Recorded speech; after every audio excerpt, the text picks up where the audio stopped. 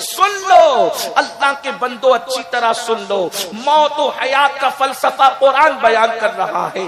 ہم نے موت و حیات کو اس لیے پیدا کیا کہ کون تھوڑی سی زندگی کو پا کر اچھا عمل کرتا ہے۔ یہاں اچھا عمل کرنے آئے ہیں، یہاں امتحان گاہ ہے، یہ ایگزام ہال ہے، ہم ایگزام ہال کے اندر ہے، ہم امتحان گاہ میں ہے۔ اللہ فرماتا ہے ہم نے تمہیں جانچنے کے لیے، تمہیں پرکھنے کے لیے، تمہارا امتحان دینے کے لیے تمہیں دنیا میں بھیجا ہے۔ اب مجھے بتاؤ کیا ہم اچھا عمل کرتے ہیں؟ ہم اچھا عمل کر رہے ہیں؟ اللہ اکبر۔ اپنے آپ میں ڈوب کر سوچو، میری قوم کے جوانوں، میرے بھائیوں، میری بہنوں، یاد رکھنا اس دنیا میں ہمیشہ نہیں رہنا، اس دنیا میں ہمیشہ نہیں رہنا۔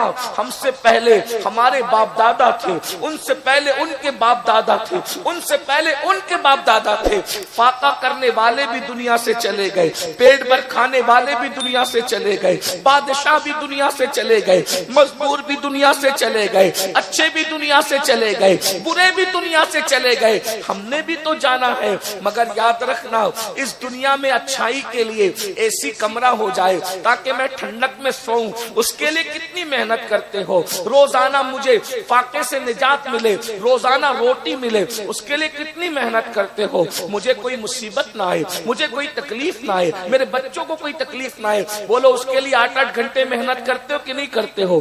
جو تھوڑی سی زندگی ہے اس کو اچھا بنانے کے لیے کتنی محنت کر رہے ہو، اور جو زندگی کبھی ختم نہیں ہوگی، ہمیشہ باقی رہے گی، اس کو اچھا بنانے کے لیے کیا محنت کی۔ مثال کے طور پر اگر میں 60 سال یا 70 سال جینے والا ہوں تو میں 25 سال محنت کرتا ہوں پڑھائی پر، یہ ڈگری لے لوں، وہ ڈگری لے لوں، وہ ڈگری لے لوں، کیوں؟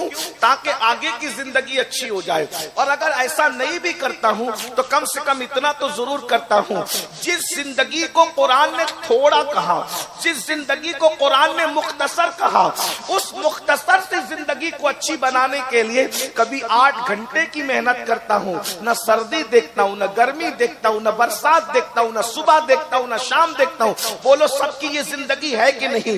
جو زندگی مختصر ہے اس زندگی کو بہتر بنانے کے لیے، جو زندگی فانی ہے، جو زندگی فنا ہونے والی ہے، اس کے لیے کتنی محنت کر رہے ہو۔ کوئی سعودی تک جا رہا ہے، کوئی کلکتہ تک جا رہا ہے، کوئی دلی تک جا رہا ہے، کوئی دبئی تک جا رہا ہے، بولو کتنی محنت کر رہے ہو۔ حالانکہ یہ زندگی ختم ہونے والی ہے، مگر قرآن کہتا ہے والآخرۃ خیر وابقیٰ، آخرت ختم نہیں ہونے والی ہے، آخرت باقی رہنے والی ہے۔ بتاؤ اللہ اکبر، ختم ہونے والی زندگی کو بہتر بنانے کے لیے 12 گھنٹے محنت کرنے والوں، دلی، کلکتہ، سعودی، امریکہ، برطانیہ تک مال کمانے کے لیے جانے والوں، ہم تمہیں منع نہیں کرتے۔ جو زندگی ختم ہو جائے گی اس کے لیے اتنی محنتیں کی ہے جو آخرت باقی رہے گی، کیا کبھی اس کے لیے اپنا بستر چھوڑ کر مسجد تک بھی جانے کی آپ نے تکلیف اٹھائی ہے؟ آپ دلی تک مال کمانے تو جا سکتے ہیں، آپ کلکتہ تک مال کمانے تو جا سکتے ہیں، آپ امریکہ، برطانیہ تک مال کمانے تو جا سکتے ہیں، کیا آپ اعمال کمانے کے لیے گھر سے محلے کی مسجد تک بھی جا سکتے ہیں؟ جو مال چھوڑ کر جانا ہے اس کے لیے 8-8 گھنٹہ محنت ہے، اور جو اعمال ساتھ میں لے کر کے جانا ہے، کیا اس کے لیے 8 منٹ بھی محنت کر رہے ہو؟ کیا اس کے لیے 10 منٹ بھی محنت کر رہے ہو؟ میرے عزیز، بہت دھوکے میں ہو۔ اللہ تمہیں لمبی عمر دے، لیکن مرو گے تو جنازے میں روتے ہوئے جاؤ گے، پچھتاؤ گے، ہائے جو مال میں نے چھوڑ کے جانا تھا اس کے لیے تو پوری زندگی لگا دی، اور جو اعمال لے کر کے جانا تھا اس کے لیے میں نے کچھ نہیں کیا۔ کیا کر رہے ہو؟ دنیا میں جیو، کھاؤ پیو، انجوائے کرو، کس نے منع کیا؟ لیکن کچھ اعمال بھی کر لو۔ جگہ جی لگانے کی دنیا نہیں ہے، یہ عبرت کی جا ہے، تماشا نہیں ہے۔ ایک دن دنیا سے جانا ہے۔ کتنے چہرے اس مٹی میں ملے ہیں، کتنے جنازوں کو اپنے کندھوں پہ اٹھایا ہے۔ اچھے اعمال کر لو، کچھ اچھے عمل کر لو۔ بتاؤ اچھے اعمال ہم کہاں کر رہے ہیں؟ بہت معافی کے ساتھ کہوں، ہم اپنی طبیعت پر چل رہے ہیں۔ اللہ کی شریعت پر نہیں چل رہے ہیں. یہ ہزاروں کا مجمع ہے. کفیل بھائی بھی خوش، نور بھائی بھی خوش، ہم بھی خوش، مفتی صاحب بھی خوش، علماء بھی خوش، انتظامیہ بھی خوش. کتنے لوگ آ گئے ماشاءاللہ. یقیناً خوش، اللہ آپ سب کو خوش رکھے. لیکن خوش تو ہے مگر میرا کلیجہ ٹھنڈا نہیں ہوتا. اتنا بڑا مجمع دیکھ کر خوشی ہے لیکن میرا کلیجہ ٹھنڈا نہیں ہوتا. کیوں؟ میری قوم جلسہ سننے کے لیے تو جمع ہوتی ہے مگر دین پر عمل کرنے کے لیے جمع نہیں ہوتی. اور یہ قیامت کی نشانیوں میں سے ایک نشانی ہے. اللہ کے رسول علیہ السلام نے فرمایا میری امت پر ایک وقت آئے گا قیامت کے قریب، لوگ دین سننے تو جمع ہوں گے لیکن دین پر عمل کرنے جمع نہیں ہوں گے. اللہ اکبر. یہ ہزاروں کے مجمع میں ہاتھ مت اٹھانا، آپ کو ذلیل کرنے نہیں بلایا لیکن ہاتھ مت اٹھانا، مگر یہ بات دل کے اوپر ذرا سوچو، احتساب کرو. کتنے لوگ عشاء پڑھ کر آئے ہیں اور کتنے لوگ جا کر فجر پڑھیں گے. میرے بھائی یہ جلسے یقیناً انقلابی ہوتے ہیں اور ہو سکتے ہیں لیکن اگر آپ نماز نہیں پڑھو گے تو آپ کو پتا ہے اللہ کے رسول علیہ الصلوۃ والتسلیم کے غلاموں، ہمارے امام اعظم ابو حنیفہ کا فتویٰ ہے کہ جو نماز نہیں پڑھتا اللہ اس کا کوئی بھی عمل پھر قبول نہیں کرتا. جو نماز نہ پڑھے اللہ اس کا کوئی عمل قبول نہ کرے. اگر مجھے لوگوں کے ذوق کا خیال نہ ہوتا تو میں پوری زندگی صرف نماز پر تقریر کرتا. کیوں؟ اس لیے کہ قرآن نے جتنی بار قرآن نماز کا ذکر کیا ہے اتنی بار کسی عمل کا ذکر نہیں کیا. کسی عمل کا ذکر ایک بار، کسی عمل کا ذکر دو بار، کسی عمل کا ذکر تین بار، کسی عمل کا ذکر چار بار. تنہا نماز وہ عبادت ہے میرے بھائی جس کا ذکر اللہ نے قرآن میں 700 مرتبہ فرمایا ہے. 700 مرتبہ. صوفیہ فرماتے ہیں اسی لیے کوئی ایک وقت کی نماز چھوڑتا ہے تو وہ 700 مرتبہ اللہ کی نافرمانی کرتا ہے. امام احمد ابن حنبل فرماتے ہیں بے نمازی کافر ہے، کافر. اللہ اکبر. مجھے بتاؤ نا میرے بھائیوں، ذرا بتاؤ، اپنے آپ پر رحم کرو. یہ تم جنت کے خواب دیکھ رہے ہو، میں نے اس کا چہرہ دیکھ لیا ہے، میں اس فلاں بزرگ سے مرید ہو گیا ہوں، اب میں جنت میں جاؤں گا. میرے بھائی پہلے تجھے شریعت کا مرید ہونا پڑے گا. اگر تو شریعت کا مرید ہے تجھے سب کی پیری مریدی کام آئے گی، اور اگر تو شریعت کا مرید نہیں ہے تو کوئی پیر تیرے کام نہیں آ سکے گا.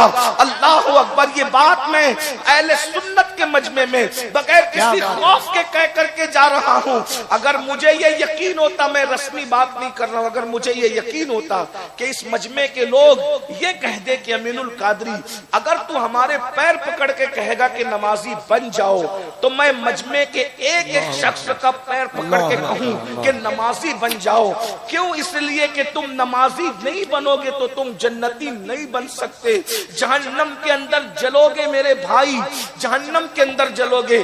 یہ جو شاعری کی دنیا ہے، میں شعرا کا مخالف نہیں لیکن وہ شعرا جو تمہیں ہتھیلی پہ جنت دکھا رہے ہیں اور یہ کہہ رہے ہیں کہ تم جو ہے وہ یہ اس کا چہرہ دیکھو تو جنت، اس کا چہرہ دیکھو تو جنت، اور تم سنی ہو تو جنتی ہو.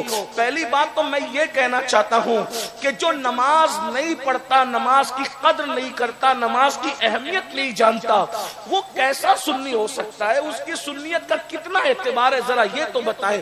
میں بے نمازی کو ڈائریکٹ کافر نہیں کہتا کیونکہ میں حنفی ہوں، لیکن میں آپ سے پوچھنا چاہتا ہوں میرے بھائی آخر یہ کون سی سنیت ہے؟ مجھے بتا، یہ کون سی سنیت ہے جس میں نماز ہی نہیں ہے؟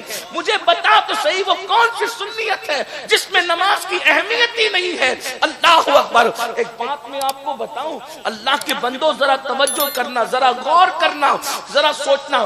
اگر آپ اپنی آخرت کے معاملے میں سیریس ہو، آپ اپنی آخرت کے معاملے کے اندر سنجیدہ ہو، اور اگر قرآن کو مان کر حدیث کو مان کر مسلمان ہوئے ہو تو سن لو اچھی طرح سے سن لو. اللہ اکبر. میرے اور تمہارے سچے رسول صادق و مصدوق مصطفیٰ جان رحمت صلی اللہ علیہ وآلہ وسلم فرماتے ہیں جو نماز چھوڑ دیتا ہے اللہ اس پر سے اپنی امان کی چادر کو ہٹا لیتا ہے، اللہ اس پر سے اپنی پناہ کی چادر کو ہٹا لیتا ہے. یعنی وہ اللہ کی امان سے خارج کر دیا جاتا ہے، اللہ کی امان سے خارج کر دیا جاتا ہے. میرے بھائی مجھے بتا، جو اللہ کی امان سے نکل جاتا ہے پھر وہ خوشیاں کیسے پا سکتا ہے، وہ سکون کیسے پا سکتا ہے، وہ روزی کیسے پا سکتا ہے، وہ اطمینان کیسے پا سکتا ہے؟ مجھے بتاؤ میرے بھائیوں، یہ ہزاروں کا مجمع ہے، ہزاروں میں جتنے لوگ ہیں 99% لوگ، تم سب کے مسائل یہ ہے، رات کو سکون کی نیند نہیں آتی، بچیوں کو رشتے نہیں ہے، کاروبار کا معاملہ ہے، بڑی بڑی ڈگریاں لے کر کے در در کے پہ بھٹک رہے ہیں، اچھی نوکری نہیں ملتی، مال کماتے مگر سکون نہیں ہے، میاں بیوی میں جمتی نہیں ہے، بچے غدار ہو گئے۔ مفتی صاحب نے ابھی ماں باپ کے بارے میں بتایا، یہ ماں باپ کے بارے میں تقریریں کیوں کرنی پڑ رہی ہے؟ بچے غدار ہو گئے، مذہبی گھروں کے بچے بھی غدار نظر آ رہے ہیں آج کل، ماں باپ کی کوئی قدر نہیں ہے گھروں کے اندر۔ آپ کیا سمجھتے ہیں صرف روٹی کپڑا مکان دینا یہ ماں باپ کی عزت ہے؟ ہمارے مسلک میں روٹی کپڑا مکان دینا یہ صرف عزت نہیں ہے، اس لیے کہ روٹی تو چوکھٹ پہ بیٹھنے والے کتے کو بھی دی جاتی ہے، کپڑا تو چوکھٹ پہ بیٹھنے والے چپراسی کو بھی دیا جاتا ہے۔ ہمارے یہاں ماں باپ روٹی کپڑے کا مطلب نہیں ہے، ماں باپ کا مطلب یہ ہے۔ میرے امام اہل سنت سیدی اعلی حضرت امام احمد رضا خان محدث بریلی فتاوی رضویہ شریف میں لکھتے ہیں کہ ماں باپ کی عزت ایسی کی جائے، ماں باپ کے ساتھ سلوک کیسا کیا جائے؟ فرمایا جب تک ماں باپ سے اجازت نہ لو اس سے پہلے تم ان سے بات نہیں کر سکتے، یعنی کہ ماں باپ تمہارے غلام نہیں ہیں، ماں تمہاری کنیز نہیں ہے، وہ بادشاہ اور ملکہ تمہارے لیے۔ پہلے ان سے بات کرنے سے پہلے اجازت لو، اور اگر وہ اجازت دے بات کرنے کی تو اس طریقے سے کرو جیسے کوئی غلام اپنے آقا سے گفتگو کرتا ہے۔ یہ ہمارے یہاں ماں باپ کا مرتبہ ہے، ہمارے ماں باپ کی شان یہ ہے۔ مگر اللہ اکبر، مجھے بتاؤ تو صحیح، جو ماں باپ کے نام پہ بھی ہاتھ اٹھا رہے تھے، معافی کے ساتھ عرض کروں گا، یہ ماں اگر دوا مانگے نا تو کہیں گے بڑھیا ڈوکری اور ڈوکرا ہم کما کر کے تم ہی پہ خرچ کرتے ہیں، اپنے بچوں کے لیے نہ رکھیں، اپنے مستقبل کے لیے نہ رکھیں۔ یاد رکھو قرآن نے کہا ہے سب سے زیادہ خرچ کرنے پہ ثواب، جس میں زیادہ ثواب ملتا ہے، خرچ دین کے نام پہ سب سے پہلے کہاں کریں؟ کہاں خرچ کریں گے تو زیادہ ثواب ملے گا؟ حج سے زیادہ، مسجد سے زیادہ، مدرسے سے زیادہ، ہر نیکی سے زیادہ خرچ کرنے میں ثواب کہاں زیادہ ہے؟ تو قرآن کہتا ہے جو ماں باپ پہ خرچ کرتا ہے اللہ اسے سب سے زیادہ اجر و ثواب عطا فرماتا ہے۔ نعرہ تکبیر، نعرہ رسالت، سب سے زیادہ ثواب ماں باپ ہے۔ لیکن یہ ہمارے گھروں کا مسئلہ ہے، یہ ہمارے گھروں کا مسئلہ ہے کہ ہم اپنے مشائخ اور اپنے پیروں کو تو گڈیاں کے گڈیاں نظر میں دے سکتے ہیں، ہم اپنے نعت خانوں کو، اپنے مقرروں کو گڈیاں کے گڈیاں نظر میں دے سکتے ہیں۔ میں منع کرنے نہیں آیا، دیکھو میری بات سمجھنے کی ضرورت ہے، لوگ ہماری باتوں کا غلط مفہوم نکال۔ میں یہ نہیں کہہ رہا کہ انہیں نہ دوں، میں اسی یہ کہہ رہا ہوں ان کو تو دے سکتے ہوں، اور اگر ماں ہاسپٹل میں ایڈمٹ ہو جائے تو اور 4 بیٹے ہو تو چاروں جھگڑا کرتے کہ تیری ماں نہیں ہے، تیری ماں نہیں ہے، تیری ماں نہیں ہے، تو بل نہیں دے سکتا،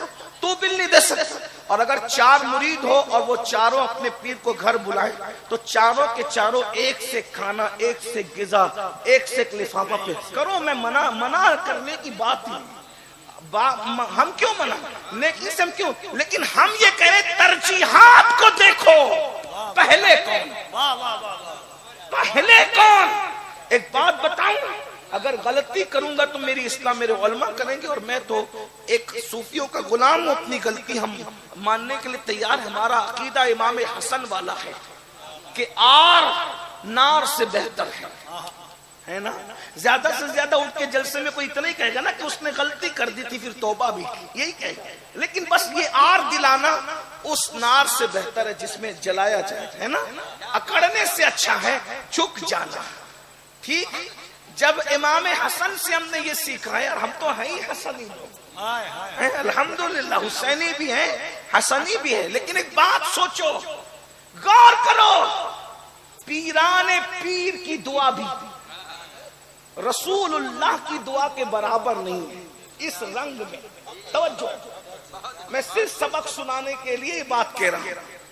پیران پیر کی عظمت کو کون گھٹا سکتا ہے؟ وہ تو جہنم کا کتا ہی ہوگا جو ان کی عظمت کو، لیکن اس رنگ میں بات کرنا چاہتا ہوں، ذرا توجہ کریں. پیران پیر کی دعا بھی رسول اللہ کی دعا کے برابر نہیں، حتیٰ کہ موسیٰ کلیم اللہ کی دعا بھی رسول اللہ کی دعا کے برابر نہیں.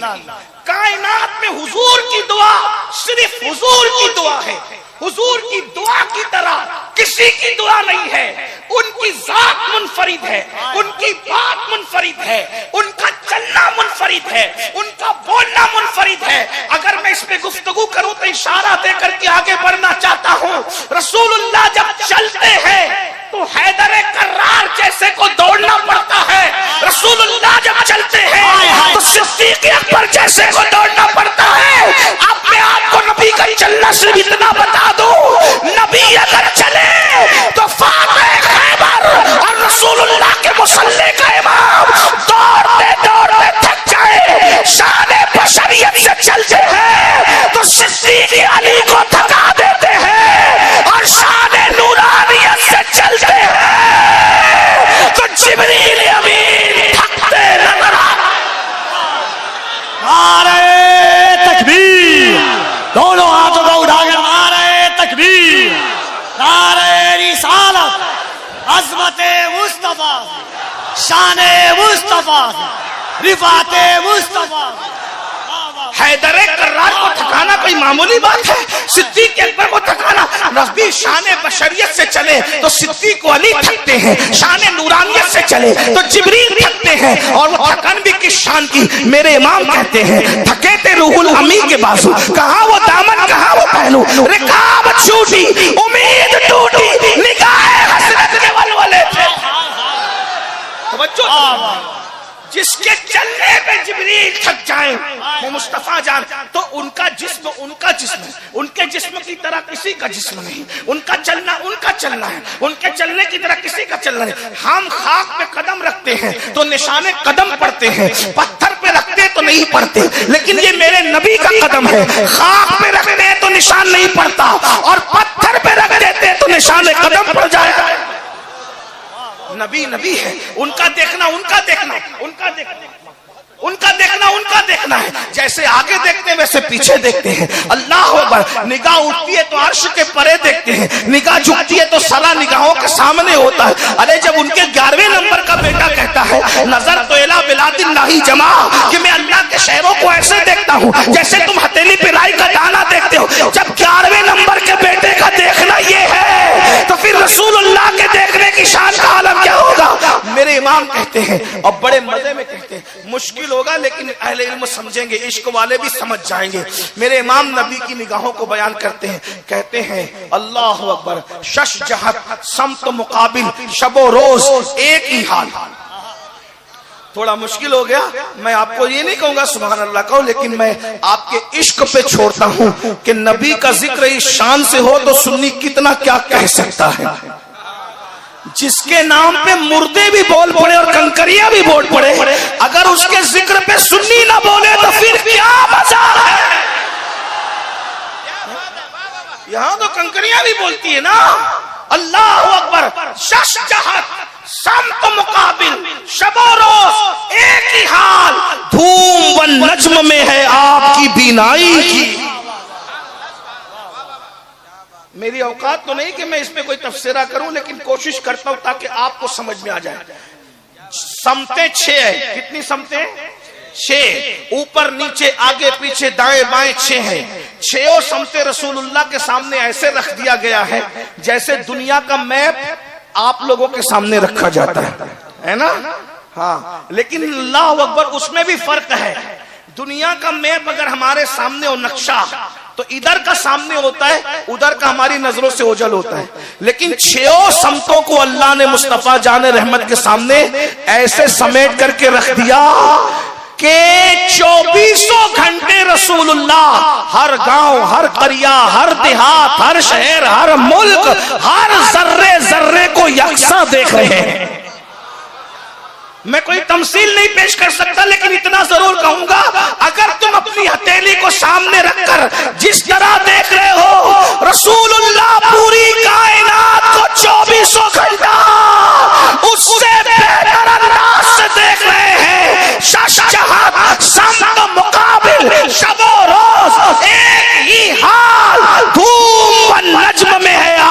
بینائی کی اور کوئی غیب کیا تم سے نیا ہو بھلا جب جا خدا ہی چھپا تم پہ کروڑوں درود اللہ اکبر. یہ مصطفیٰ جان رحمت کا دیکھنا ہے, یہ حضور علیہ السلام کے دیکھنے کی شان ہے. آقا فرماتے حضور کے دیکھنے کی بات آئی تو ایک جملہ اور سن لے, بخاری شریف کی حدیث ہے. آقا علیہ السلام فرماتے ہیں میرے پیچھے رکوع سجدے صحیح صحیح کیا کرو. آقا فرماتے ہیں میرے پیچھے رکوع سجدے صحیح صحیح کیا کرو کیونکہ میں تمہارا رکوع بھی دیکھتا ہوں, تمہارا خشوع بھی دیکھتا ہوں.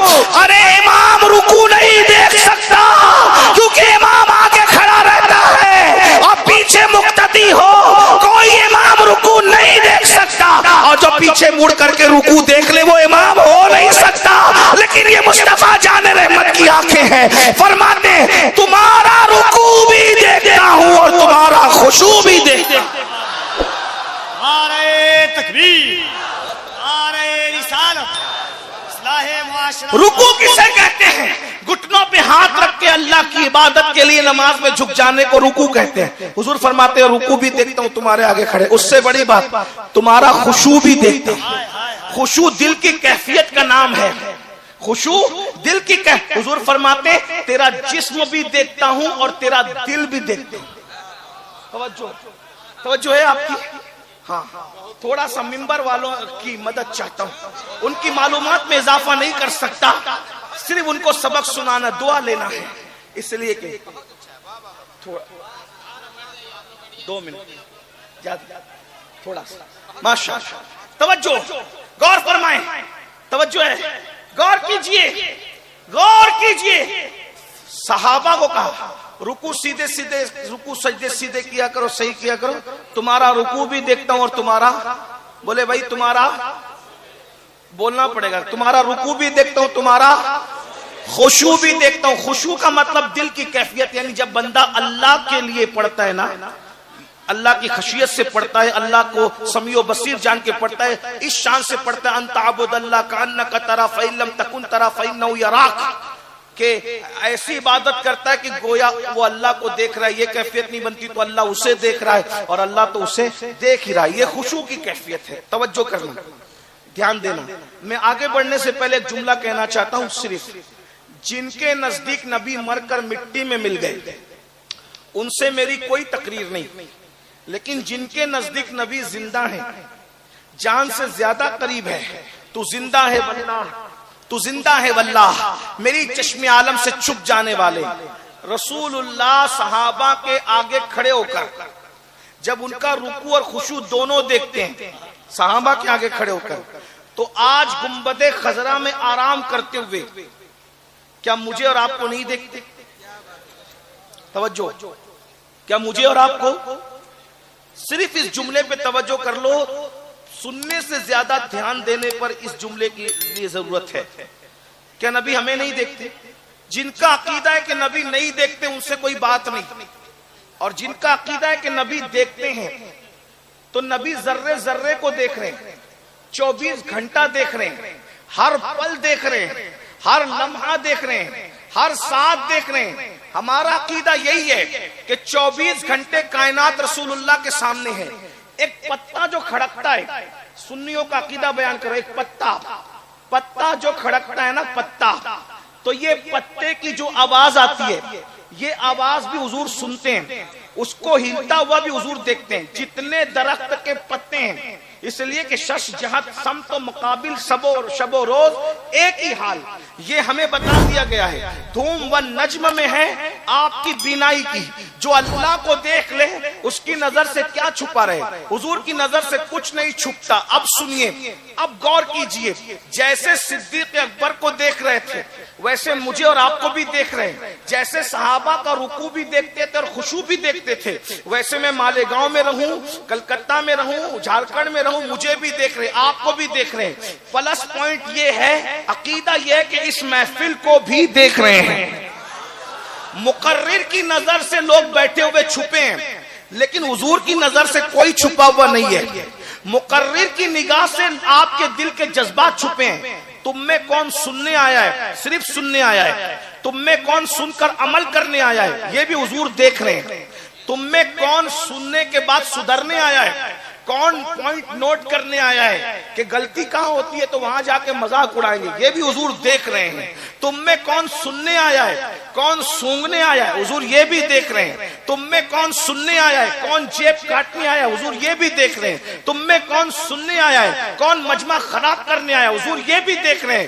بتاؤ اگر رسول اللہ کو مانتے ہو، اب بات بہت نازک آ گئی، یہاں لرزنے کو جی چاہتا ہے، یہاں تڑپنے کو جی چاہتا ہے۔ جب صدیق و فاروق، عثمان و حیدر کے رکوع اور خشوع کو بھی دیکھتے ہیں، سعد، سعید، طلحہ، زبیر، ابو عبیدہ ابن الجراح، اسی طرح ابو ہریرہ، بلال حبشی، خالد ابن ولید، سب کو متنبع کیا۔ اور حدیث خیر سے بخاری میں لکھی ہوئی ہے، ورنہ اگر یہ بخاری میں نہ ہوتی تو جن کے ایمان پر بخار ہے شکوک و شبہات کا، وہ کہتے کہ ہم کیسے مانے، بخاری میں نہیں ہے۔ ہم نے کہا بخاری میں ہے جو رکوع اور خشوع دیکھتے ہیں آگے کھڑے ہو کر، آج وہ گنبد خضرا میں آرام کرتے ہوئے ہر امتی کو دیکھ رہے ہیں، مرد ہو یا عورت، صبح بھی دیکھ رہے ہیں، شام کو بھی دیکھ رہے ہیں، رات کو بھی دیکھ رہے ہیں، دن کو بھی دیکھ رہے ہیں۔ اب مجھے بتاؤ، جب صحابہ کو رکوع کرتے دیکھتے ہیں، اگر تو زنا کر رہا ہے، بتا اگر تو زنا کر رہا ہے میرے بھائی، تو زنا کر رہا ہے تو کیا تیرا یہ زنا حضور کی نگاہ سے چھپا ہوا ہے؟ کیا اگر تو کسی لڑکی کے کندھے پہ ہاتھ رکھ رہا ہے تو کیا یہ تیرا عمل رسول اللہ سے چھپا ہوا ہے؟ تجھے پتا بھی ہے میرے بھائی، اللہ اکبر، سب سے زیادہ غیور اللہ کی مخلوق میں مصطفیٰ جان رحمت ہے۔ اللہ اکبر، حضور گناہ کرتے ہوئے جب اپنے امتی کو دیکھتے ہیں تو حضور ناراض ہو جاتے ہیں، حضور چہرہ پھیر لیتے ہیں، حضور بے چین ہو جاتے ہیں، فرماتے ہیں جب میں تمہیں نیکی کرتے دیکھتا ہوں تو خوش ہوتا ہوں، اور جب میں تمہیں پاپ کرتے دیکھتا ہوں تو میرا دل دکھتا ہے۔ بتا میرے بھائی، جب تو کسی، مجھے شوق نہیں لیکن بس میری بے چینی یہ ہے کہ میں اپنے دل کا درد تمہارے دلوں تک انڈیل دوں، ورنہ گناہوں کا ذکر کرتے ہوئے مجھے بھی حیا آتی ہے، میں کوئی تانبے اور پتھر کا بنا ہوا نہیں ہوں۔ اللہ اکبر، ذرا غور کریں میرے بھائی، اللہ اکبر، جب تیری ماں تجھے زنا کرتے دیکھے گی تو اس کے غصے کا عالم کیا ہوگا؟ جب تیرا باپ تجھے زنا کرتے دیکھے گا تو اس کے غصے کا عالم کیا ہوگا؟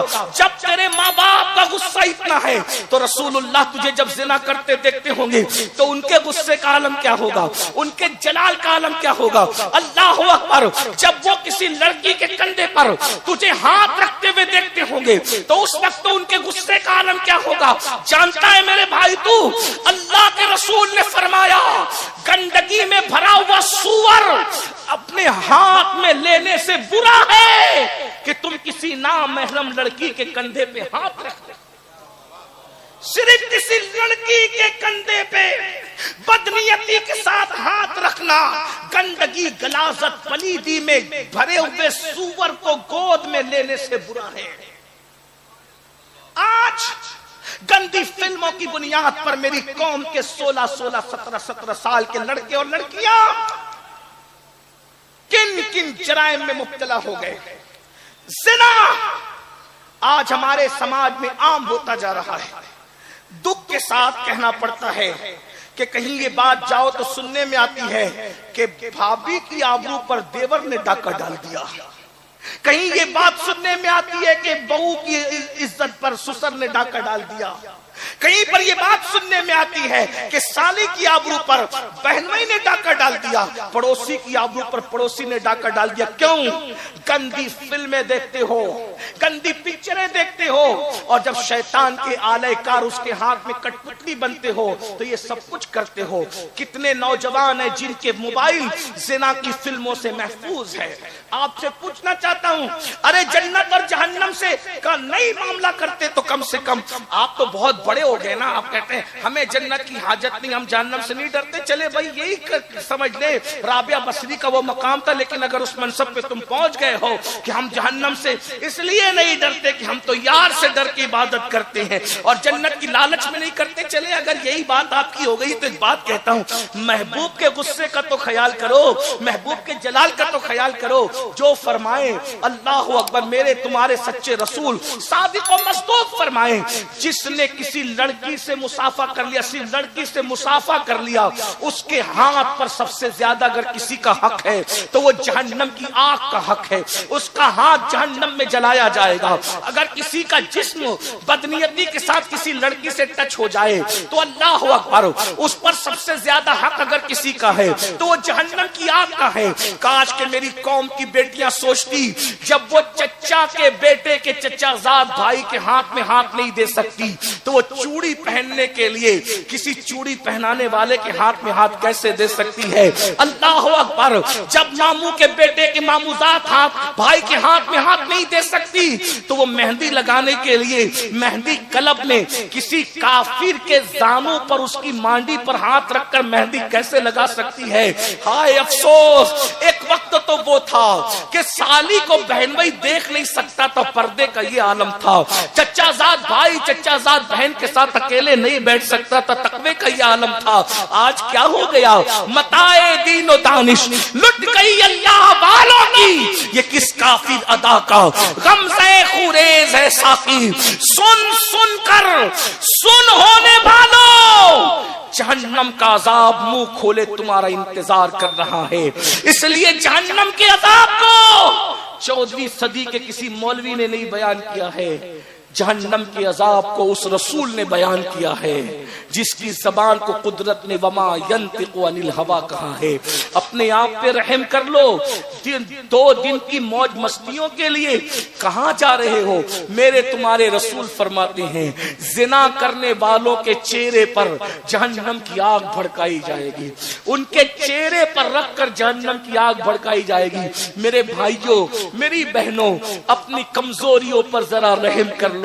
अगर बत्ती का चटका बर्दाश्त नहीं होता, सिगरेट का चटका बर्दाश्त नहीं होता, अपने हाथ से जलाए हुए लाइटर की आग बर्दाश्त नहीं होती, वो आग जिसको मेरे अल्लाह ने 3000 साल तक भड़काया है, बोलो क्या ये रसूलुल्लाह का फरमान नहीं?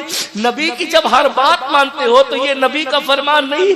आका फरमाते अल्लाह ने 1000 साल तक जहन्नम को भड़काया तो आग सुर्ख हो गई, 1000 साल तक के और भड़काया यानी 2000 साल तक के भड़काया तो आग सफेद हो गई, 3000 साल तक के भड़काया वो आग काली हो गई। इस वक्त जहन्नम की आग काली है। दुनिया की आग जहन्नम की आग से 70 दर्जा कम है।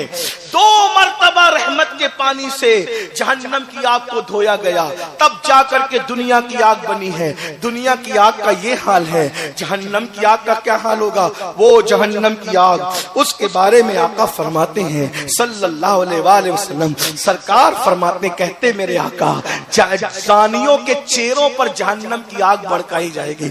इसी पे बस नहीं, आका फरमाते जहन्नमियों को कयामत के दिन उनकी शर्म, वो जानियों को जानियों को कयामत के दिन उनकी शर्मगाह की बदबू से पहचाना जाएगा और पूरा मैशर उनकी बदबू से जो है ताफुन रेज हो जाएगा। लोगों के सर फटने लगेंगे, लोग उन पे लानत करेंगे। आका फरमाते हैं उनकी शर्मगाहों पर रखकर जहन्नम की आग बहकाई जाएगी। अगर ये हदीस में नहीं आता तो मैं बयान नहीं कर सकता था। अपने आप पे रहम करो। ये जवानी की रंगरेलियां, ये 2 मिनट की लज्जत, और मैं कहता हूँ निकाह करने से किसने रोका? क्यों ज़िना के अड्डों पे जाते हो? क्यों गंदी फिल्मों पे जाते हो? 18 साल के हो गए, बालिग हो गए, अगर तुम्हारे माँ बाप निकाह नहीं करते, ज़िना मत करो, गंदी फिल्में मत देखो, अपनी जवानी को बिस्तरों में लेटकर जाए मत करो। अगर तुम शादी के काबिल हो गए, अपने माँ बाप के पास बैठो, बैठ कर कहो हमें शादी करना है, हमें बीवी चाहिए। क्यों? माँ बाप से नहीं मांगोगे तो किससे मांगोगे? क्योंकि हमें जब खिलौने की जरूरत पड़ी हमने माँ बाप से खिलौना मांगा, मिठाई की जरूरत पड़ी मिठाई मांगा, बुक्स और कॉपी की जरूरत पड़ी हमने माँ बाप से वो मांगा, हमने माँ बाप से खुशी मांगी। तो हम माँ बाप से बालिग होने के बाद निकाह और बीवी भी मांग सकते हैं। हम आपके साथ खड़े, ये उलमा आपके साथ खड़े, ज़िना करने वालों के साथ हम नहीं खड़े, हम निकाह करने वालों के साथ खड़े।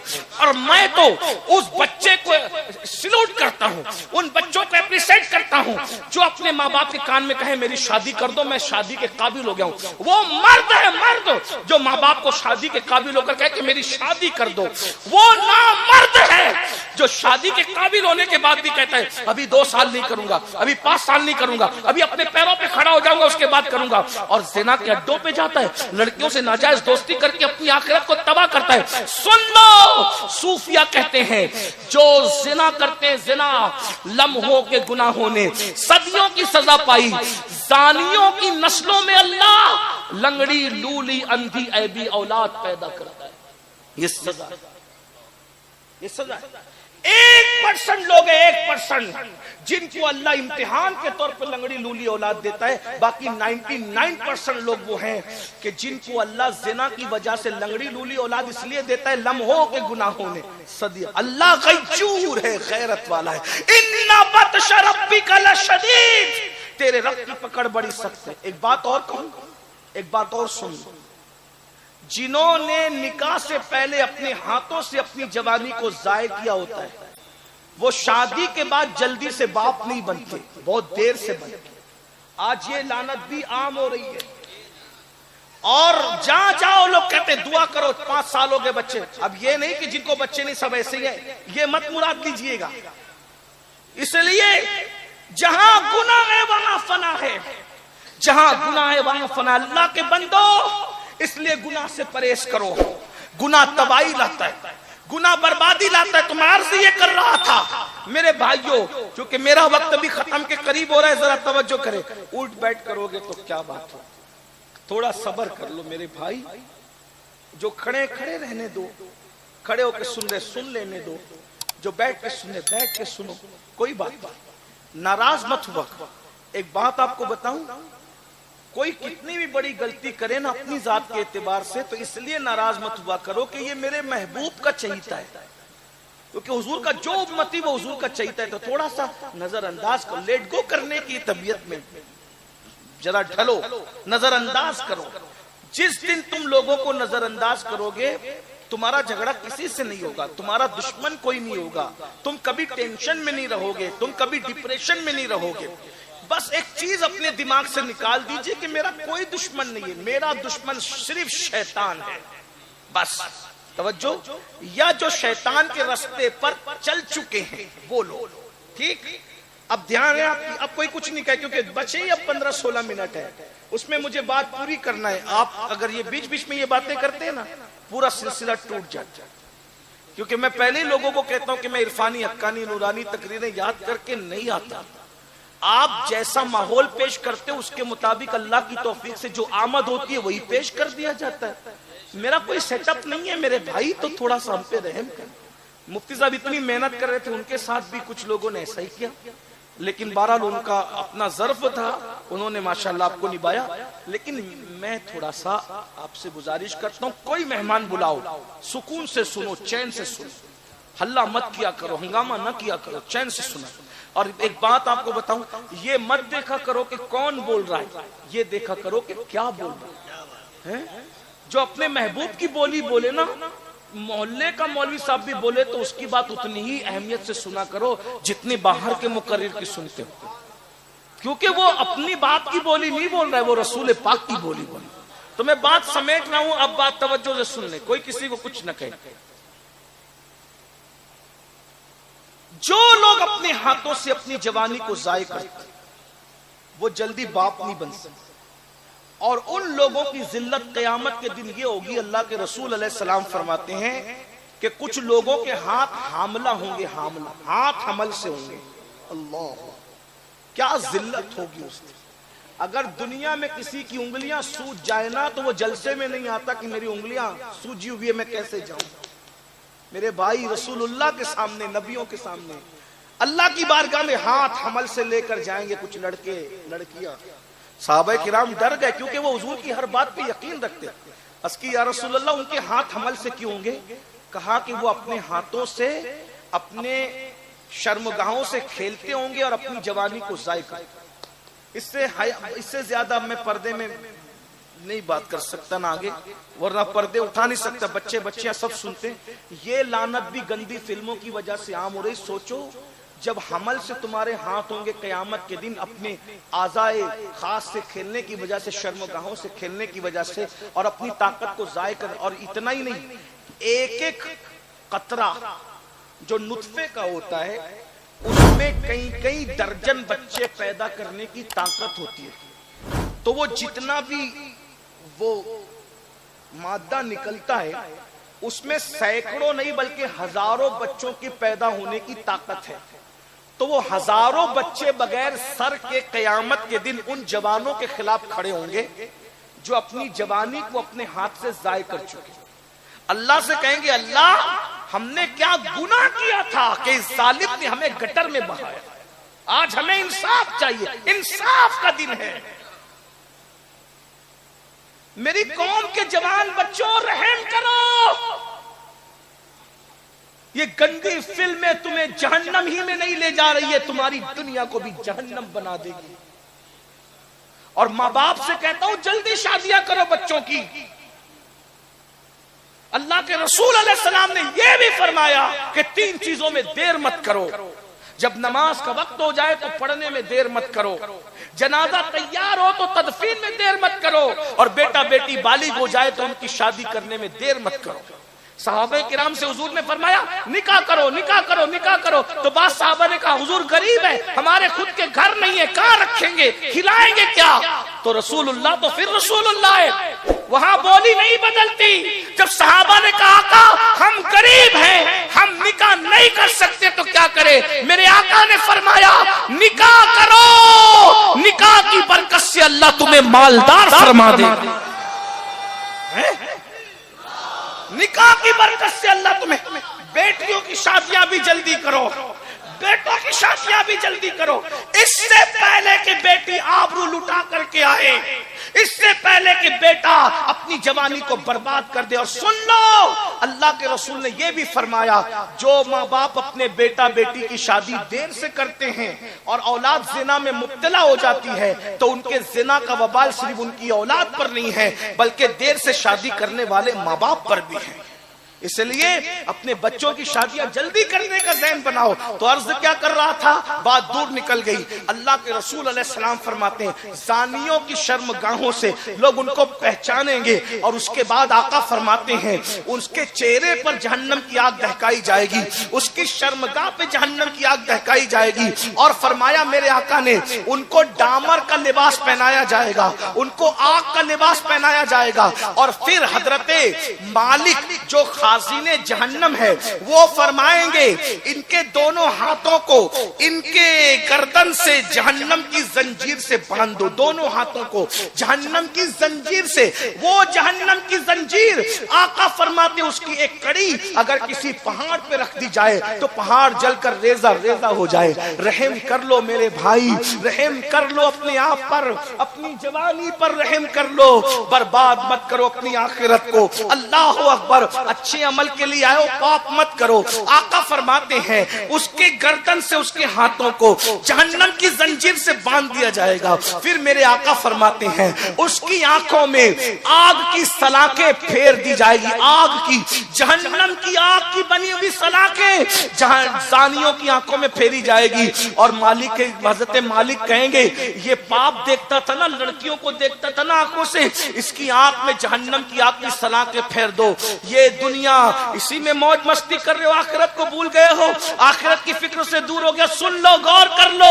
آپ بتاؤ نا میرے بھائی، جب ایک تنکا، چھوٹا سا تنکا میری اور تمہاری آنکھ میں چلا جاتا ہے تو آنکھ کا کیا حال ہوتا ہے، بال ٹوٹ کر آنکھ میں جاتا ہے تو کیا حال ہوتا ہے میرے بھائی۔ بال اور تنکا تو دور کی بات، امی بہن بیوی کوئی پیاس کاٹ رہی ہو تو پیاس کے ننھے ننھے ذرات ہماری آنکھوں میں چلے جاتے ہیں تو کیا حال ہوتا ہے میرے بھائی۔ زنا کی فلمیں دیکھنے کی وجہ سے، عورتوں کو دیکھنے کی وجہ سے، پاپ دیکھنے کی وجہ سے جب ان آنکھوں میں جہنم کی سلاخیں ڈالی جائے گی ہمارا کیا بنے گا میرے بھائی۔ اسی پر بس نہیں، اللہ اکبر، میرے اور تمہارے سچے رسول فرماتے ہیں ان کی رانوں پر جہنم کی آگ دہکائی جائے گی۔ اسی پیروں سے چل کر گناہ کے اڈوں پہ جاتا تھا تو وہ جہنمی کہیں گے ہم پہ رحم کرو، رحم ہم پہ پہ رحم کرو، رحیم ہم اللہ کے بندے ہیں. تو حضرت مالک کہیں گے جب اللہ تم پہ قہر کر رہا ہے تو میں تم پہ رحم کیسے کر سکتا ہوں؟ اللہ نے جب تم پہ رحم کا حکم نہیں دیا ہے میں تم پر رحم کیسے کر سکتا ہوں؟ میں اللہ کا بندہ ہوں. اللہ نے تجھ پہ لعنت کی ہے تو میں تجھے عذاب دوں گا، میں تجھ پہ رحم نہیں کر سکتا.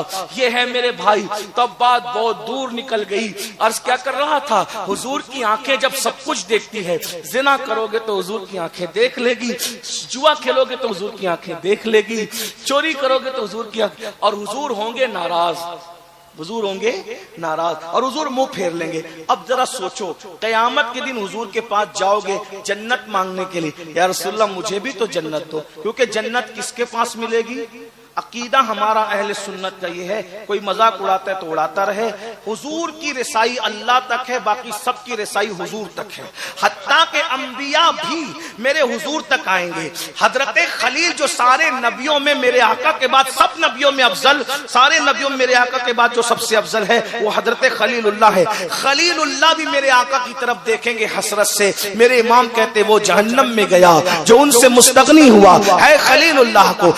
حاجت رسول اللہ کی جب جنت مانگنے خلیل اللہ حضور علیہ السلام کی بارگاہ میں اپنی بنانے خلیل اللہ پہنچیں گے تو مجھے اور آپ کو نہیں پہنچنا. اب بتاؤ زنا کیا، پاپ کیا، چوری کی، جرم کیا اور حضور نے ناراض ہو کے چہرہ پھیر لیا تو حضور نے کہا او منافق، او غدار، اللہ نہ کرے، اللہ نہ کرے. رحمت للعالمین کی رحمت سے ایسی امید نہیں ہے، لیکن ان کی غیرت بڑی نازک ہے.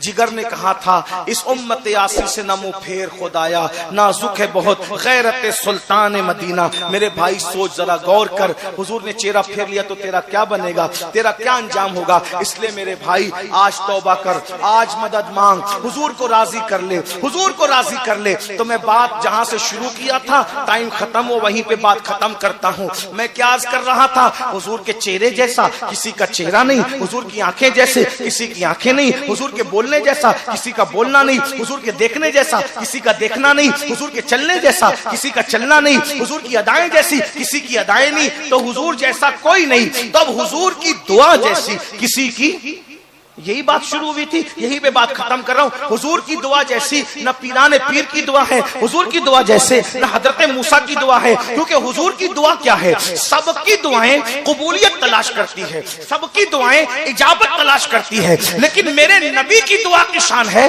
اللہ اکبر، ہر دعا اجابت کو ڈھونڈتی ہے، لیکن دعائے مصطفیٰ یہ ہے جس کے لیے اجابت جھک کر کے آتی ہے. میرے امام کہتے ہیں عنایت کا جوڑا، اجابت کا صحرا، دلہن بن کے نکلی دعائے محمد. اجابت نے جھک کر، اجابت نے جھک کر، جس کے لیے اجابت جھکتی ہے وہ دعائے مصطفیٰ جان رحمت ہے. اجابت نے جھک کر گلے سے لگایا بڑی ناز سے جب دعائے محمد. ان کا نام لو تو آدم کی دعا قبول ہو جائے، ان کا نام لو تو نوح کی بگڑی بن جائے، ان کا نام لو تو موسیٰ کے لیے علیہ السلام دریا میں رستے پیدا ہو جائے. جب وہ جانے دعا خود دعا کرتے ہوں گے تو اس وقت دعا کی کیفیت کیا ہوتی ہوگی. اس لیے رسول اللہ کی دعا کی طرح بولو بھائی کسی کی دعا نہ ان کی نہ میری، نہ مجھ سے بڑھ کر کسی کی، نہ اس سے بڑھ کر حضور کی دعا جیسی دعا کسی کی نہیں. لیکن ایک دعا ہے جس کو رسول اللہ نے اپنے کرم سے خود کسی کی اہمیت بتانے کے لیے، کسی کا وفادار بنانے کے لیے، کسی کی طرف جھکانے کے لیے ایک دعا کو اپنی دعا کے برابر کا درجہ دے دیا.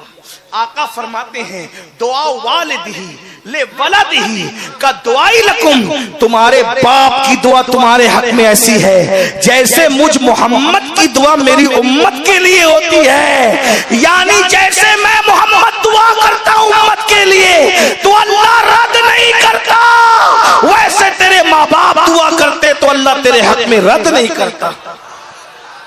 اب اتنا کہتا ہوں پیر کو گھر کیوں بلاتے ہو؟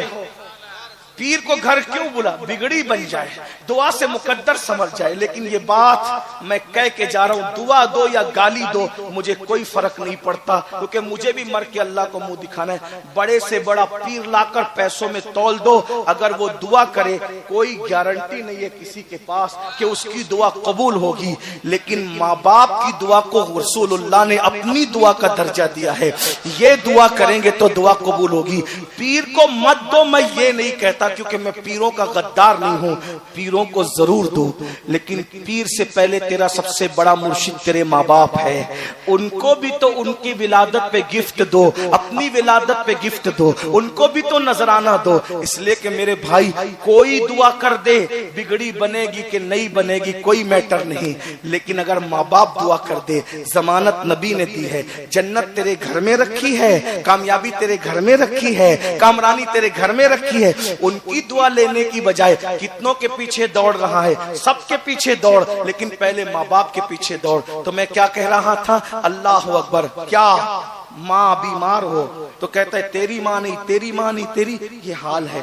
قیامت کی نشانیوں میں سے ایک نشانی آقا فرماتے ہیں دوستوں پہ خرچ کریں گے اور ماں باپ پہ خرچ کرنے میں دل تنگ کریں گے. یہ قیامت کی نشانیوں میں سے نشانی. میرے بھائیوں، اس لیے میری گزارش ہے، اچھا عمل کرنے آئے ہو، اچھا عمل کرنے آئے ہو، اچھا عمل کرو. اور مفتی صاحب نے بتایا، میں اسی کو میں ختم کرتے ہوئے کہتا ہوں کہ اچھا عمل کیا ہے بھائی؟ حاجی 9 ذی الحجہ کو عرفات میں پہنچے، 5 دن محنت کرے، احرام باندھ کے گھوم گھوم کے پتھر مارے، کنکر مارے، صفا مروہ پہ دوڑ بھاگ کرے، پیسے خرچ کرے، پھر بھی آ کے نہیں کہہ سکتا کہ میرا حج قبول ہوا. اور ماں باپ کو پیار سے دیکھ لو تو مقبول حج کا ثواب ملتا ہے. یہاں ایک بات میں مفتی صاحب کی بات میں ایک اضافہ کر دوں. وقت ہوتا تو یہ ضرور کہتے ہیں، جلسے میں یہ سن کے سب پلان بناتے ہیں اب گھر چلو، امی کو دیکھو، ابا کو دیکھو، کیا ملے گا؟ مقبول حج کا ثواب. 100 بار دیکھیں گے تو 100 بار، 1000 بار دیکھیں گے تو 1000 بار. لیکن یہ بات میں علماء کی موجودگی میں اپنی اصلاح کے لیے کہہ دوں، ہر اولاد کو ماں باپ کے دیکھنے پر مقبول حج کا ثواب نہیں ملتا. جو اولاد فرما بردار ہیں، مطیع ہیں، انہی کو ملتا ہے. ورنہ ماں باپ کو مار، آستین چڑھا کے اور پھر اس کے بعد گھوم پھر کے آ کے تو کیا مقبول حج کا ثواب نہیں؟ کافر جنوری میں مرے یا رمضان شریف میں مرے، اس کے لیے دونوں برابر. کیوں؟ رمضان شریف کی برکت کافر کو کیوں نہیں ملتی؟ کیونکہ وہ رمضان کو رمضان مانتا ہی نہیں ہے. جو رمضان کو رمضان شریف نہ مانے اس کو برکت نہیں ملے گی. اس سے بڑھ کے ایک بات کہوں، آخری بات، ٹائم ختم ہے لیکن آخری بات، رسول اللہ نے پوچھو ان علماء سے ایک بات. چلو میں پہلے آپ سے سوال کرتا ہوں، علماء سے نہیں آپ سے کہتا ہوں، اگر کسی کو نبی کا جبہ پہنا کر دفن کیا جائے قبر میں تو بولو اس کو عذاب ہوگا کہ نہیں ہوگا؟ آپ جواب تو جو بھی آپ کے علم میں ہے، اس کو عذاب ہوگا؟ بولو بھائی، مل کے بولو. نہیں ہوگا نا. نبی کا جبہ جس کو پہنا دیا گا اس کو عذاب ہوگا. لیکن رسول اللہ نے ایک شخص کے بارے میں کہا، نبی پاک نے اپنا جبہ عبداللہ ابن ابی کو پہنایا اور اس کے منہ میں اپنا لعاب ڈالا اور اس کی جنازہ بھی حضور نے پڑھا. 3 چیزیں غور کرنا. جس کا جنازہ حضور پڑھا دے بولو بخشا جائے گا کہ نہیں بخشا جائے گا؟ بولو بھائی. ارے جنازے پہ نبی کا نام لے لو تو آدمی بخشا جاتا ہے. آنکھوں کا تارا نام محمد، دل کا اجالا نام محمد، صلی اللہ کا سہرا سجا کر دولہا بنایا نام محمد، پڑھتی درودے دوڑے گی اورے لاشا جو لے گا نام محمد، اور آنکھوں میں آ کے دل میں سما کے رنگت رچا جا نام محمد. پوچھے گا مولا لایا ہے کیا کیا؟ میں یہ کہوں گا نام محمد. اپنے جمیل رضوی کے دل میں آ جا سما جا نام محمد. نبی کا نام لے لو تو حورے بلائیں لینے لگے. جنازہ حضور نے پڑھایا، اپنا جبہ پہنایا، اپنا لعاب اس کے منہ میں ڈال دیا. لیکن آقا علیہ السلام نے صحابہ نے کہا حضور وہ تو منافق تھا. آقا نے فرمایا میرا جبہ اس کو کوئی فائدہ نہیں دے گا، میرا اس کا منہ میں لعاب ڈالنا اس کو کوئی فائدہ نہیں دے گا، میرا جنازہ پڑھنا اس کو فائدہ نہیں دے گا. کیوں؟ کیا نبی کا جنازہ پڑھنے میں پاور کم ہو گیا تھا؟ کیا نبی کے جبے کا پاور کم ہے؟ کیا رسول اللہ کے لعاب کا پاور ادھر سے کم نہیں ہوا تھا؟ اس نے نبی کے جبے کو کبھی نبی کا جبہ مانا ہی نہیں. تو جس نے نبی کے کو نبی نہیں مانا تو نبی کا جبہ اس کے لیے مفید نہیں ہوا. جس نے نبی کو نبی نہیں مانا، نبی کا لعاب اس کے لیے مفید نہیں ہوا۔ جس نے نبی کو نبی نہیں مانا، نبی کا جنازہ پڑھانا اس کے لیے مفید نہیں ہوا۔ کیوں؟ کیونکہ اس نے نبی کو نبی مانا ہی نہیں۔ جب مانا ہی نہیں تو اس کے لیے اس کو فائدہ نہیں پہنچا اس کو۔ اور اگر جو مان لے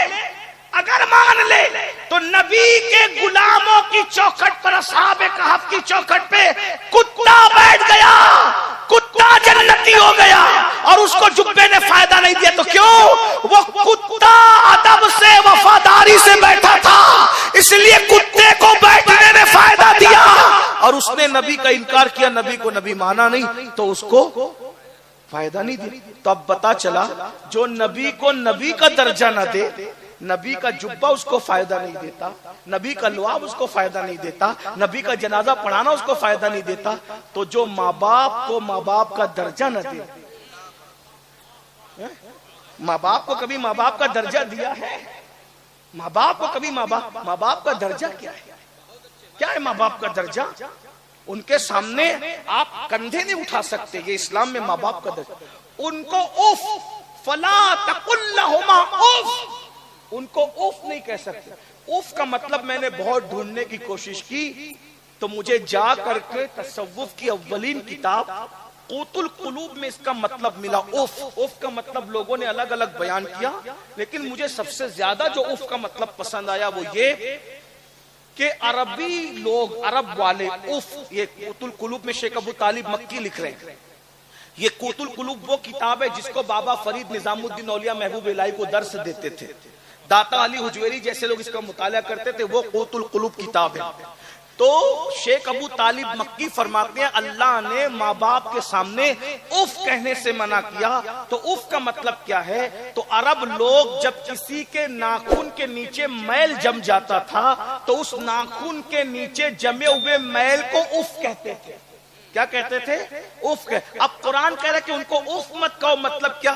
ناخن کے نیچے جتنی میل جمتی ہے نا اتنی تکلیف بھی اپنے ماں باپ کو مت پہنچاؤ۔ یہ ہے ماں باپ کی اہمیت۔ وہ اگر کہہ دیں نقصان کرنے کے لیے اپنا نقصان کر لو، بس شریعت کے خلاف ان کی بات نہ ماننا۔ اگر وہ کہہ دیں نقصان کرنے کے لیے تو اپنا نقصان کر لو، مگر اپنے ماں باپ کی نافرمانی مت کرنا۔ ایک بات ان کی نہیں ماننا، اگر وہ دین اور شریعت کے خلاف کہے تو نہیں ماننا، باقی ان کی ہر بات مانو، اس میں نقصان ہو جائے سمجھانے کی کوشش کرو، نہیں مانتے نقصان کر لو۔ اگر ماں باپ کے کہنے پہ نقصان اٹھاؤ گے نقصان نہیں ہوگا، نقصان نہیں ہوگا۔ مجھے ایک بات یاد آئی، اگر اجازت دے تو اس کو مختصر میں کہہ، ماں باپ کے کہنے پہ ان کی بات مانو گے تو نقصان والی بات میں بھی نقصان نہیں ہوگا۔ ایک نام سنا ہوگا آپ نے، امام ابو القاسم القشیری، یہ شیخ ابو طالب مکی کے بھی استاد ہیں۔ امام ابو القاسم القشیری، یہ امام ابو القاسم القشیری کون ہے؟ ان کا ایک رسالہ ہے جس کا نام ہے رسالہ کشیریہ۔ کیا نام ہے؟ رسالہ کشیریہ۔ اس کے بارے میں صوفیہ کہتے ہیں رسالہ کشیریہ جس گھر میں رکھا جائے گا نہ چوری ہوگی نہ آگ لگے گا۔ یہ رسالہ کشیریہ کی شان ہے۔ یہ تصوف کی قوت القلوب سے پہلے کی کتاب ہے رسالہ کشیریہ۔ اس کے مصنف ہے امام ابو القاسم القشیری۔ کسی مدرسے میں نہیں پڑھے مگر اتنے بڑے عالم بنے۔ اس کا کیا راز تھا کہ تقریباً آپ نے 2000 سے زائد کتابیں لکھی ہے اس دور میں، اور کسی مدرسے میں پڑھنے نہیں گئے۔ راز ماں سے بچپن میں کہا امی میں مدرسہ پڑھنے جانا چاہتا۔ آج کل تو مدرسے گلی گلی میں کوچے کوچے میں ہر جگہ ہے، آسان ہے علم۔ جو لوگ نہیں پڑھ سکتے آن لائن کلاسز شروع ہو گئی ہیں۔ میں نوجوانوں کو کہتا ہوں کہ اگر دنیاوی ڈگریاں تم نے لے لی ہے تو جو آن لائن عالم کورس کی کلاس سنی علماء چلانے اس سے عالم بن جاؤ، بہت آسانی کے ساتھ بن جاؤ گے، آپ کا قد اور اونچا ہو جائے گا۔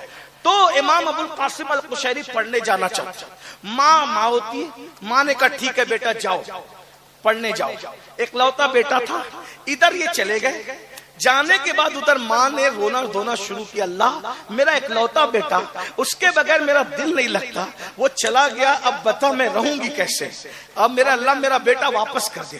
ادھر امام ابو القاسم القشیری کو حاجت لگی، استنجا کی۔ دوستوں سے کہا یار ذرا استنجا کر لوں۔ استنجا کرنے بیٹھے تو ایسا چھینٹا اڑا کہ آپ کے کپڑے پاخانے میں بھر گئے۔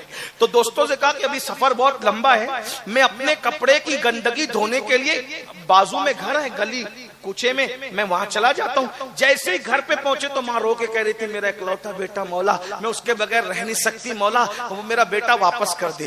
بس جیسے ہی سنا چلا کے کہتے ماں اللہ نے تیری سن لی, تیرا بیٹا واپس آ گیا. ماں میں ان پڑھ رہوں گا لیکن تیری خوشی کو توڑ کر کے اب عالم بننے نہیں جاؤں گا. ماں نے سر پہ ہاتھ رکھ کے کہا میرے لال اللہ تجھے ان پڑھ رہنے نہیں دے گا, جا اللہ تجھے ایسا عالم بنائے گا کہ تیرے علم کی دھمک قیامت تک موجود رہے گی. پھر عالم بنے اور 2000 سے زائد کتاب لکھی. اب سنیے 2000 سے زائد کتاب لکھی اور وہ 2000 کتابیں چند کتابوں کو چھوڑ کر سب کو ایک پیٹی میں بند کیا اور پیٹی میں بند کر کے اپنے مرید سے کہا لے جا اور اس کو دریا میں ڈال. اب مرید علم کی قدر جاننے والا, جوہر کی قدر جوہری جانے, علم کی قدر اہل علم جانتے ہیں. اللہ اکبر. تو مرید نے سوچا 2000 کتابیں, اتنا عظیم علم, اتنا ادق علم, یہ دریا میں ڈال دوں. اس نے چھپا دیا پیٹی کتابوں کی. رسالے قشیریہ پڑھ کے دیکھو تو سمجھ میں آئے گا, جب قشیریہ رسالے میں ایک میں اتنا علم بھرا ہے تو 2000 میں کتنا علم ہوگا. خواجہ بندہ نواز گیسو دراز جیسے لوگوں نے اس کی شرح لکھی ہے, شیخ شہاب الدین عمر سروردی جیسے لوگوں نے اس کی شرح لکھی ہے. یہ رسالہ قشیریہ ہے, علم والے لوگ جانتے ہیں رسالہ قشیریہ کیا چیز ہے. تو جب اس میں اتنا علم ہے تو 2000 کتابوں میں کتنا علم ہوگا. تو مرید نے پیٹی چھپا دیا, آ گیا حضرت دریا میں ڈال دیا. امام قشیری نے کہا دریا میں ڈالا تو کیا دیکھا؟ کہا حضور کچھ بھی نہیں دیکھا, کچھ نہیں دیکھا. کہا تو جھوٹ بولتا ہے, تو نے پیٹی دریا میں نہیں ڈالی, جا دریا میں ڈال. وہ گیا, پھر دریا میں ڈالنے کی کوشش کی, پھر دل نے کہا نہیں, پھر لے جا کے رکھ دیا. ڈالا ہے بیٹا دریا میں؟ جی حضور ڈال دیا دریا میں. کیا دیکھا؟ حضور کچھ نہیں دیکھا. جھوٹ بولتا ہے, تجھے کہہ رہا ہوں دریا میں ڈال, جا دریا میں ڈال. اب اس نے سوچا کہ یہ بار بار جان جاتے, پیٹی اٹھائی 2000 کتابوں کی دریا میں ڈال دیا. جیسے دریا میں ڈالا تو ایک ہاتھ اوپر ہوا, دریا میں سے ایک ہاتھ نکلا اور ہاتھ نکل کر اس نے پیٹی کو لیا اور پھر اس کو اندر کر لیا. تو اس وقت اس مرید نے کہا تجھے اللہ کی قسم دے کے کہتا ہوں بتا یہ ہاتھ کس کا ہاتھ ہے جس نے میرے مرشد کی کتابوں کو اپنے ہاتھ میں سنبھالا. تو آواز آئی یہ خضر کا ہاتھ ہے, یہ خضر کا ہاتھ ہے جس نے تیرے پیر کی کتابوں کو اپنے ہاتھ میں سنبھالا. کہا یہ کیوں ہاتھ میں سنبھالا؟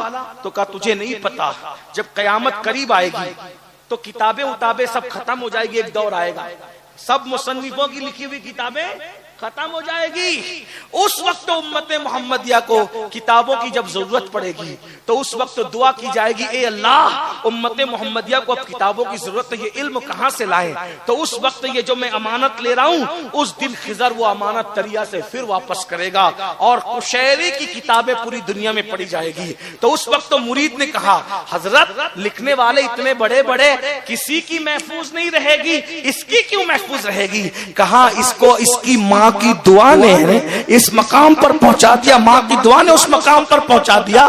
ماں کی خوشی کے لیے اس نے ان پڑھ رہنا گوارا کیا, اس لیے اللہ رب العزت کی بارگاہ میں اس کی ماں نے دعا کی کہ اللہ تجھے ان پڑھ رہنے نہیں دے گا, تجھے عالم بنائے گا اور تیرے علم کی دھمک قیامت تک رہے گی. یہ ماں کی دعا کی برکت ہے کہ کتاب لکھنے والوں کی کتابیں ختم ہو جائے گی. ماں کی دعا سے قشیری کی کتابیں قیامت کے قریب بھی لوگوں کی رہنمائی کرے گی.